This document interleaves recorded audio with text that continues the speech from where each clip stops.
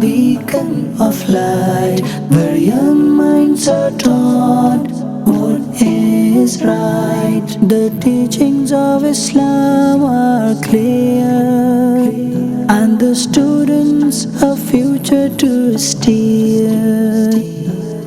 Dar-ul-madinah, a beacon of light, where young minds are taught what is right. A place where knowledge and wisdom unite, where students are encouraged to ignite their passion for learning, their thirst for truth, with the guidance of teachers and the roots of their youth.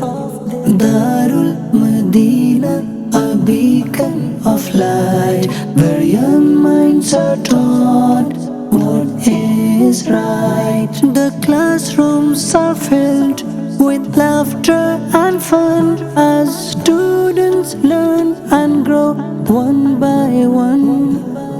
Dar-ul-madinah, a beacon of light, where young minds are taught what is right. With modern facilities and a caring staff,